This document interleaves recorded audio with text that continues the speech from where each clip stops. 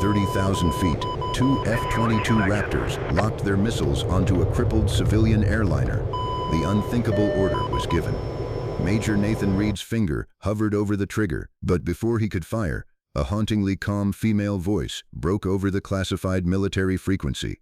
6 words made his blood run cold. The bitter wind howling across the tarmac of Joint Base Elmendorf-Richardson in Alaska was nothing compared to the ice forming in Major Nathan "Grizzly" Reed's veins. It was 0:24 hours on a moonless Tuesday in November. The scramble klaxon had shattered the quiet of the ready room just 6 minutes earlier. A sound that always spiked the adrenaline, but rarely ended in anything more than escorting a lost Cessna or shadowing a Russian Bear bomber testing the airspace boundary. Tonight was different. Tonight, the intercept vector was pointing straight into the heart of the civilian air corridor. Raptor flight, this is Crystal Palace. The AWACS controller's voice crackled over the encrypted comms. Stripped of all standard military detachment, there was a raw, undeniable edge of panic in it. Target is Meridian Airways Flight 408, Boeing 777-200, departed Anchorage for Seattle. They stopped responding to ATC 14 minutes ago. Squawk code is completely dark. They have deviated from their flight path and are currently descending toward the Anchorage metropolitan sector. Copy Palace. Raptor 1 and 2 are airborne and accelerating to intercept, Nathan replied, pushing the throttles forward. Beside him in the pitch-black Alaskan sky, his wingman, First Lieutenant Colin Bones Bradley, tucked his F-22 flawlessly into formation. "They're losing altitude fast, Grizzly," Colin transmitted, his younger voice tight. "Flight profile doesn't match a mechanical failure. It looks deliberate." "Keep your safety on, Bones. Let's get eyes on first," Nathan said, though a heavy pit had already formed in his stomach. A non-responsive, heavy commercial jet descending toward a densely populated area was the nightmare scenario every interceptor pilot prayed they would never face. It was the post-9/11 protocol that no one ever wanted to execute. 80 miles ahead of the approaching stealth fighters, the cabin of Meridian Flight 408 was a tomb of creeping dread. The cabin lights had flickered and died 20 minutes ago, leaving only the pale, ghostly glow of the emergency floor track. 312 passengers were strapped into their seats, shivering as the ambient temperature plummeted. In seat 14F, a woman sat perfectly still. Abigail Lawson did not look like someone who understood the lethal mechanics of the machine she was trapped inside. Dressed in an oversized, faded gray hoodie, a plain baseball cap pulled low over her eyes, and cheap wired earbuds hanging uselessly around her neck, she looked like a tired commuter. In reality, she was Major Abigail Rook Lawson, one of the United States Air Force's most decorated and recently grounded F-35 combat pilots. 6 months ago, a catastrophic malfunction over the Syrian desert had nearly cost her her life. She had survived by pulling off an impossible dead-stick landing, but the physical trauma and the psychological scars had left her on extended medical leave. She was supposed to be going home to Seattle to quietly heal, but her instincts, honed by thousands of hours in the cockpit, were currently screaming at her. "The pitch is wrong," she thought, her eyes tracing the subtle angle of the window frame against the starry horizon. "We're 3 degrees nose down. Engine RPM is steady, but we aren't leveling off. We're in a shallow, uncorrected dive." She unbuckled her seatbelt and stood up. The flight attendants were huddled near the forward galley, whispering frantically into the interphone. One of them, a pale young man named Thomas, was visibly trembling. Abigail approached them, moving with the quiet, balanced grace of someone used to a shifting deck. "Hey," she said, her voice barely above a whisper, yet carrying a commanding resonance that made Thomas snap to attention. "How long since the flight deck responded to the chimes?" "Ma'am, please return to your seat," Thomas stammered, holding a hand up. "The captain is just dealing with a minor communications issue." "Don't lie to me, Thomas," Abigail said smoothly, reading his name tag. She pointed toward the reinforced cockpit door. "The aircraft has depressurized slightly. I felt the pop in my sinuses 20 minutes ago, but the masks didn't drop. That means it was a slow leak, not an explosive decompression. The cockpit has a separate oxygen system, but if it failed or if they didn't catch the pressure warning in time." Thomas stared at her, his eyes wide. How? How do you know that? Because I fly things much faster than this, Abigail replied, her tone leaving no room for argument. Has anyone tried the emergency access code? The lead flight attendant did, a female attendant whispered, stepping forward. She entered the override code, but the lock was manually denied from the inside. Abigail's blood ran cold. If the pilots were unconscious from hypoxia, they couldn't deny the entry. That meant one of two things. Either the system was catastrophically short-circuiting, or someone else was in the flight deck. Before she could process the implications, a brilliant, blinding light flooded the cabin from the left side of the aircraft. Gasps and shrieks erupted from the passengers. People pressed their faces against the plexiglass windows. Abigail didn't need to look. She recognized the sheer, deafening vibration bleeding through the fuselage. She leaned over an empty window seat and peered out into the darkness. There, flying barely 50 feet from the Boeing's left wingtip, was the menacing angular silhouette of an F-22 Raptor. Its high-intensity spotlight was glaring directly into the 777's cockpit windows. They scrambled the alert birds, Abigail realized, her breath catching. She checked her watch, doing the terrifying mental math. Unresponsive aircraft, unplanned descent, proximity to a major city. They aren't here to guide us. They're here to stop us. Raptor 1, I have eyes on the flight deck, Nathan transmitted, his voice deathly quiet as he maneuvered his $20 million fighter jet perilously close to the massive Boeing. The turbulence coming off the airliner's wing buffeted his F-22, but his hands on the stick were like iron. He kept the spotlight trained on the 777's cockpit. Through the thick, multi-layered glass, he saw the horrific truth. Crystal Palace, Raptor 1, visual confirmed. I see the captain and the first officer. They are slumped forward over the yokes. Oxygen masks are not deployed. I repeat, flight crew appears incapacitated. Looks like severe hypoxia. Copy, Raptor 1, hold your position, the AWACS controller replied. There was a long, agonizing pause on the radio. When the voice returned, it wasn't the controller. It was General Robert Houston, commander of the Alaskan NORAD region. Major Reed, this is General Houston. What is the current trajectory of the aircraft? Sir, Flight 408 is on a steady 3 degrees descent glide slope. At current speed and heading, they will impact the northern suburbs of Anchorage in exactly 11 minutes. Silence hung on the encrypted frequency. It was the heaviest silence Nathan had ever experienced. He looked across the gap at the rows of dimly lit passenger windows. He could see silhouettes pressing against the glass, faces, fathers, mothers, children, 312 souls, blissfully unaware that the angel of death was currently flying in formation with them. Major Reed, General Houston's voice returned, heavy with the impossible weight of his command. We have run the projections. If that aircraft hits the city limits, casualties will be in the tens of thousands. We cannot risk the aircraft regaining autopilot and leveling over a populated zone, nor can we allow it to crash into the residential sectors. Raptor Flight, you are weapons free.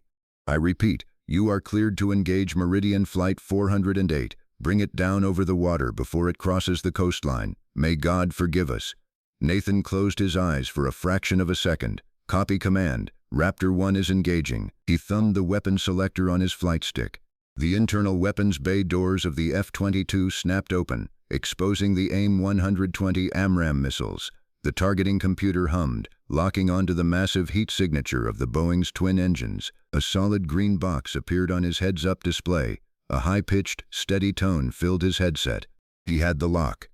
Bones, fall back, Nathan ordered his wingman. I'll take the shot. Grizzly, you don't have to do this alone, Colin replied, his voice breaking. Fall back, Lieutenant. That's an order. Inside the cabin, Abigail saw the F-22 bank sharply away, breaking formation and dropping slightly behind the tail of the Boeing. No, she thought, her heart hammering against her ribs. He's maneuvering into the firing envelope. He's opening his bays. She spun around and grabbed Thomas by the lapels of his uniform. Listen to me. I need the crash axe, and I need it right now. Are you insane? Thomas yelled over the rising panic of the passengers. I can't give a passenger a weapon. They are locking weapons on us right now, Abigail roared, pointing out the window. That fighter jet just moved into a combat trail position. If we don't get into that cockpit and pull back on the yoke, We are all going to die in less than 90 seconds. Get me the axe." The female flight attendant, tears streaming down her face, didn't hesitate. She lunged toward a concealed compartment near the jump seat, entered a code, and pulled out the heavy red-handled emergency crash axe. She shoved it into Abigail's hands. Abigail didn't waste a second. She marched to the reinforced cockpit door. She knew exactly how these doors were built, designed to withstand bullets and battering rams. But the locking mechanism had a single vulnerable structural weak point near the electronic deadbolt, designed strictly for first responders in a post-crash scenario. She swung the heavy steel blade with everything she had. Crack! Sparks flew as the axe bit into the composite material. Passengers screamed, some unbuckling and rushing forward, but Thomas bravely held them back, shouting for everyone to stay seated. Abigail swung again. Crack! The composite splintered. She thought of the pilot in that F-22. She knew the mental torture he was going through right now. She had been on the other side of the radio. She knew the countdown running through his head. 5 more seconds, she calculated. He'll fire in 5 seconds. She swung a third time, putting her entire body weight into the strike. The locking mechanism shattered. She kicked the door hard with her boot, and it violently swung inward, slamming against the bulkhead. The cockpit was an icy grave. The alarms were blaring, a chaotic symphony of master cautions, altitude warnings, and autopilot disconnect chimes. The captain and first officer were slumped over, their skin tinted a ghastly shade of blue. Abigail threw the axe down and vaulted over the center pedestal. She grabbed the captain by his shoulders and violently hauled him out of the left seat, letting him slump onto the floor behind her. She slid into the captain's chair, ignoring the sickening wave of dizziness that washed over her as the thin, oxygen-deprived air hit her lungs. Hypoxia was already setting in. She had less than a minute of useful consciousness. Her hands flew across the overhead panel. She slammed the emergency oxygen toggle. A yellow mask dropped from the ceiling above her. She strapped it to her face, inhaling a deep, burning breath of pure, pressurized oxygen. Her vision, which had started to tunnel, snapped back into crystal clarity. She grabbed the yoke with her scarred hands, disengaged the crippled autopilot with a sharp click of her thumb, and pulled back hard. Outside, trailing 2 miles behind the airliner, Major Nathan Reed took a ragged breath, his finger tightening on the trigger. "Fox 3, he whispered, preparing to end 312 lives. Crackle. The emergency guard frequency, 121.5 megahertz, universally monitored by all military and civilian aircraft, suddenly sparked to life in Nathan's helmet. It wasn't the panicked scream of a civilian pilot. It was a voice so cool, so calculated, and so dripping with undeniable, absolute authority that Nathan's finger froze entirely on the trigger. "Raptor Flight, this is Rook Actual. I have the stick. Break your lock and stand down." Nathan's heart stopped. The blood drained from his face. Rook Actual. There was only one pilot in the entire United States Air Force with that call sign, a living legend in the fighter community, a pilot who had saved Nathan's own life during a furball over the Al-Tanf garrison in Syria 2 years ago. "Say again," Nathan breathed into his mask, his hands trembling on the flight stick. "Who is this?" The radio clicked. "I said, stand down, Grizzly, unless you really want to explain to the Pentagon why you shot me out of the sky. Fox 3. The words died in Major Nathan Reed's throat.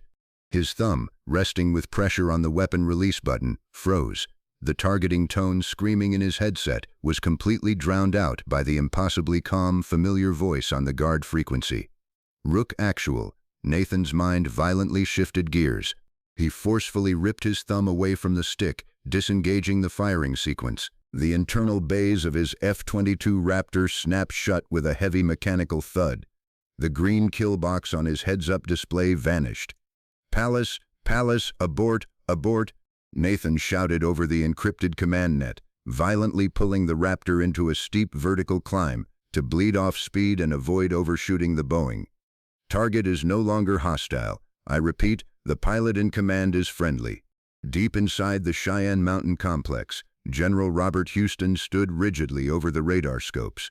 "Major Reed, what the hell are you talking about? Has the flight crew regained consciousness? You have 60 seconds before that aircraft crosses into the Anchorage Metropolitan Exclusion Zone."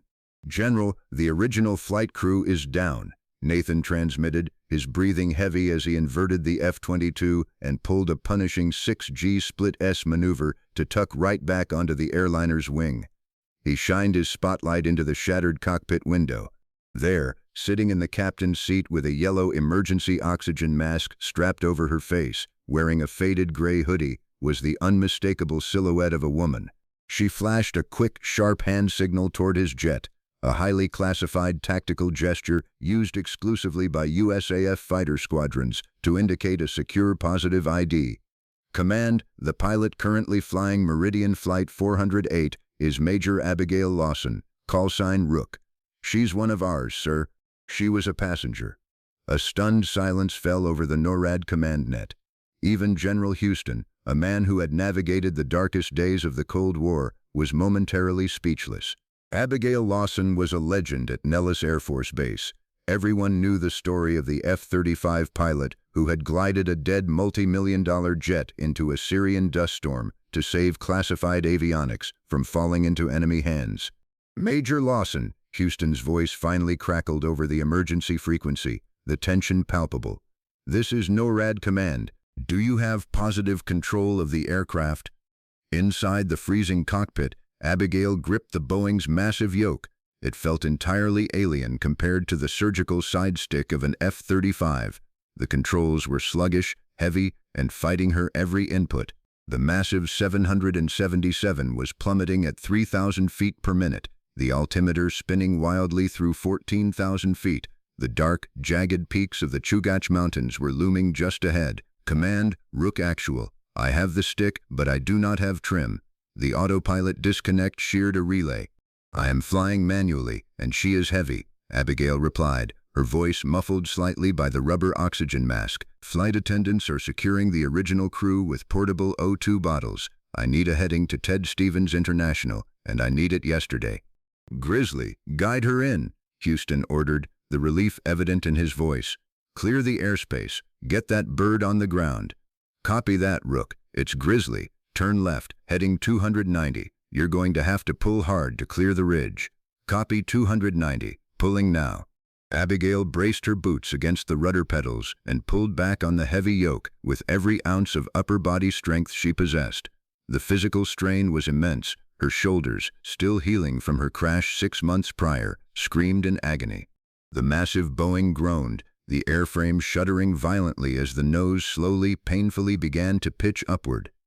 Come on, you big, beautiful whale, she muttered under her breath. Fly for me. Slowly, the vertical speed indicator leveled out. The altimeter stabilized at 11,500 feet.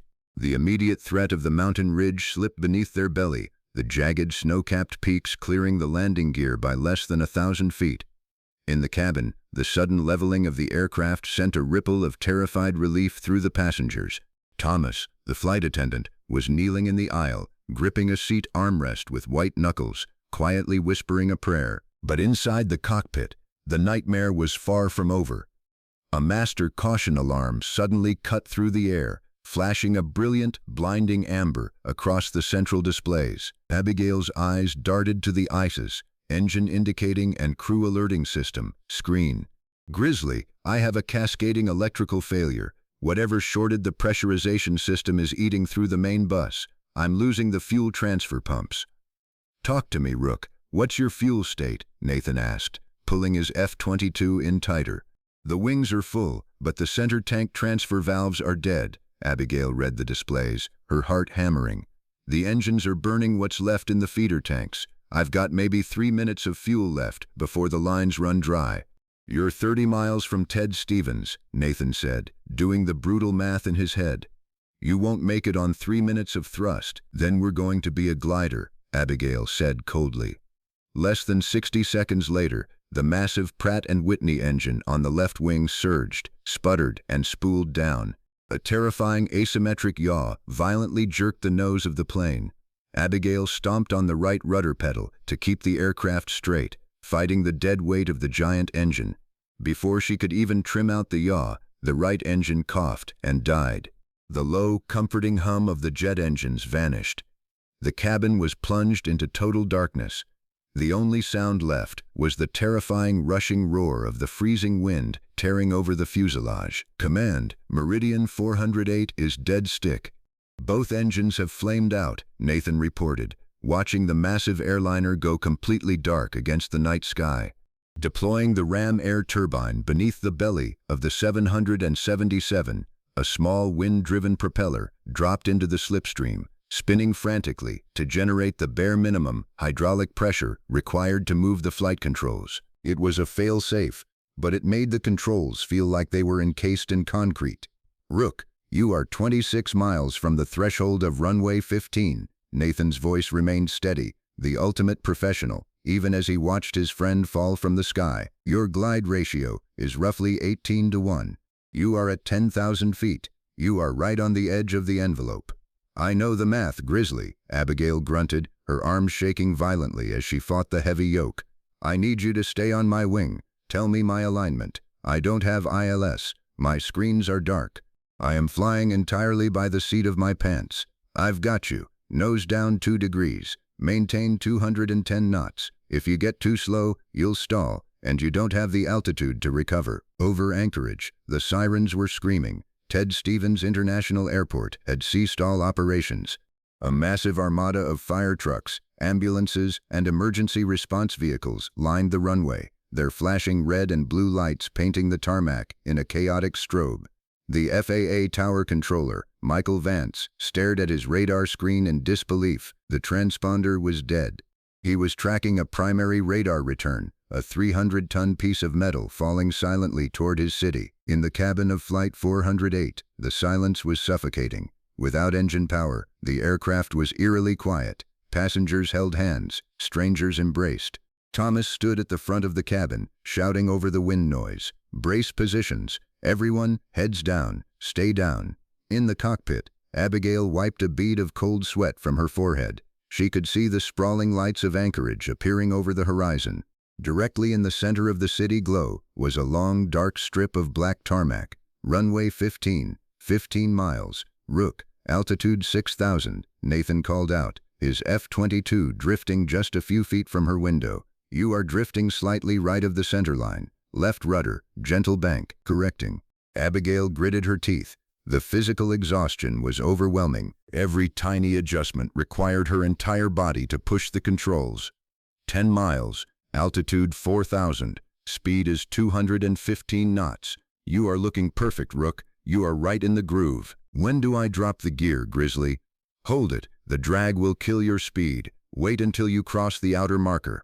"I will call it." The ground was rushing up at terrifying speed. The dark waters of the Nick Arm flashed beneath them. 5 miles, Nathan said, his voice tightening. "Altitude 1,500. Drop the gear now." Abigail slammed the landing gear lever down. Without the main hydraulic pumps, she had to rely on the alternate extension system. A heavy, sickening clunk shuddered through the airframe as the massive wheels fell into place via gravity. "Gear is down and locked," Nathan confirmed. "Speed is decaying, 190 knots. Keep the nose down. Do not flare early." The runway threshold lights blasted through the shattered cockpit window. Abigail was entirely blind to her instruments. She was flying purely on instinct, feeling the vibration of the aircraft through her seat, listening to the pitch of the wind. 50 feet. Nathan called out, breaking away from her wing at the last possible second, his jet engines roaring as he climbed to give her the airspace. "Flare, Rook, flare now." Abigail pulled the yoke straight back into her chest, screaming from the sheer physical exertion. The nose of the 777 lifted. Smash! The main landing gear hit the concrete with bone-shattering force. The aircraft bounced violently, the wings flexing to their absolute breaking point before slamming down a second time. "Brakes! I have no reverse thrust." Abigail yelled into the empty cockpit, standing on the brake pedals with both feet. At 160 miles per hour, the carbon brakes engaged. Without the engines to assist in slowing down, the friction was immense. Plumes of white smoke instantly exploded from the main gear. Bright orange flames licked up the sides of the tires. The massive aircraft hurtled down the runway, shedding speed agonizingly slowly. Sparks showered behind them like a meteor. The end of the runway was approaching fast. Past it was the icy water of Cook Inlet. Stop, stop, stop," Abigail chanted, driving her boots through the floorboards. With a final violent shudder that rattled the teeth of everyone on board, Meridian Flight 408 ground to a halt. The nose wheel rested less than 50 feet from the grass overrun. For 3 seconds, there was absolute, ringing silence. Then the emergency exits blew open. The evacuation slides deployed with loud hisses. The chaotic, beautiful sound of 312 passengers scrambling to safety filled the freezing Alaskan air. Fire trucks immediately surrounded the aircraft, dousing the flaming landing gear in thick white foam. Abigail let go of the yoke. Her hands were bruised, trembling so violently she could barely unbuckle her harness. She ripped the oxygen mask off her face and slumped back into the seat, staring blankly at the dark sky through the windshield. A shadow passed overhead. Major Nathan Reed flew his F-22 low over the runway, dipping his wings in a silent salute before peeling off toward Elmendorf-Richardson. 20 minutes later, wrapped in a foil emergency blanket on the icy tarmac, Abigail watched as paramedics carried the original captain and first officer out of the aircraft on stretchers. Both were alive, breathing from oxygen tanks, having survived the hypoxia thanks to her swift intervention. Thomas, the flight attendant, walked up to her, holding a cup of hot coffee. He looked at her, his eyes wide with a mixture of shock and sheer awe. Who are you?" Abigail took the coffee, her scarred hands still shaking slightly. She looked up at the stars, the cold Alaskan wind biting her cheeks. "Just a passenger," she said quietly, "who prefers to fly." The courage of Major Abigail Lawson and the discipline of Major Nathan Reed averted one of the greatest aviation disasters in history. Their story is a testament to the unbreakable bond of military aviators and the extraordinary resilience of the human spirit.